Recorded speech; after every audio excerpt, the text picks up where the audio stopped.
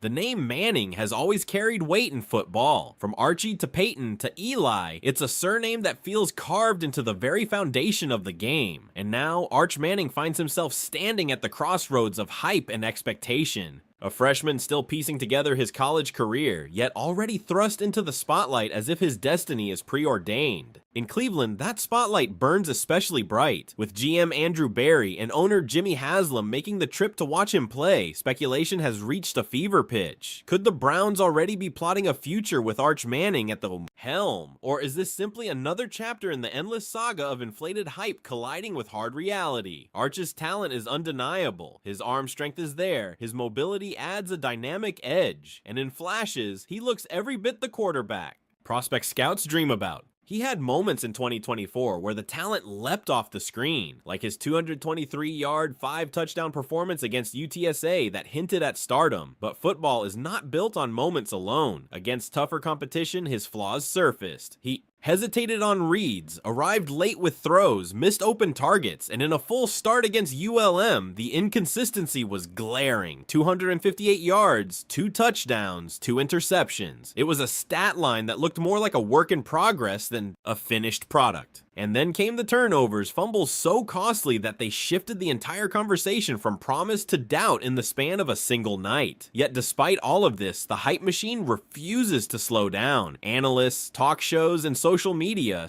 alike treat Arch as the next great savior, the heir to the family legacy. But if we're being honest, much of this buzz isn't rooted in what he's accomplished, but in what his last name suggests he might accomplish. That's the business of sports media. Hype drives headlines. Just like Bronny James found himself mocked up as a top 10 pick before even proving himself on a college floor, Arch Manning is now being vaulted into NFL conversations when he hasn't even completed a full season as a starter. This would all be just another media circus if not for one complicating factor: Shedeur Sanders. While Manning is being anointed as the quarterback of tomorrow, Sanders has already put together a body of work that speaks louder than family ties ever could. His 2024 season at Colorado wasn't just good, it was elite. Over 4,100 yards passing, 37 touchdowns, a staggering 74% completion rate, all while being sacked 42 times behind one of the weakest offensive lines in the country. And yet he delivered week after week, leading the Buffaloes to a 9-4 record and an Alamo Bowl appearance. His accuracy, poise, and resilience set him apart. He wasn't gifted clean pockets or handed the keys to a powerhouse program. He had to fight through chaos, and he thrived in it. When you lay the resumes side by side, the contrast is stark. Manning in limited action is still more projection than production. Sanders, on the other hand, has proven himself across an entire season, showing he can carry a team on his back. Even their playing styles reflect this difference. Manning dazzles with athleticism, able to break off a 67-yard touchdown run that makes highlight reels explode. Sanders operates with surgical precision, carving defenses with timing and decision-making, and proving that under relentless pressure, he can still deliver strikes. And so the question for the Browns becomes painfully clear. Do you bet on the name or the numbers? Do you take the proven product, the quarterback who has already demonstrated leadership, grit, and NFL-level accuracy in the face of adversity? Or do you gamble on the raw potential of a Manning, hoping that his famous pedigree will eventually translate into greatness on Sundays? It's not a simple choice. Manning's ceiling may very well be higher.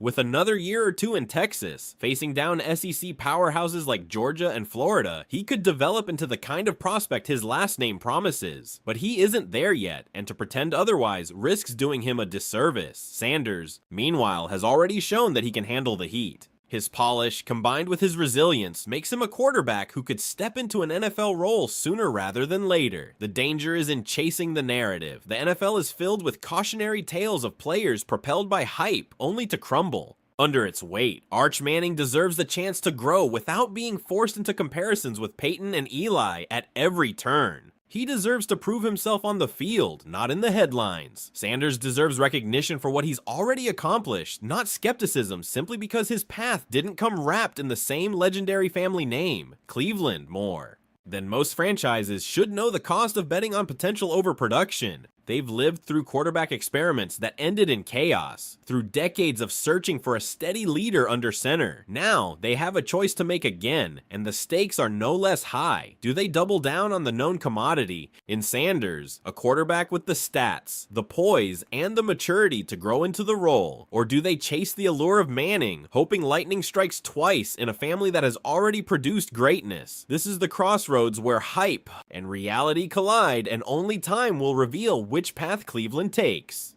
Arch Manning may yet prove to be everything his name suggests, but until he does, the hype remains just that. Hype. Shedeur Sanders has already proven he can carry the weight of expectation and deliver. One is promise, the other is proofs. What do you think? Is Arch Manning's hype justified, or is it simply a product of his famous last name?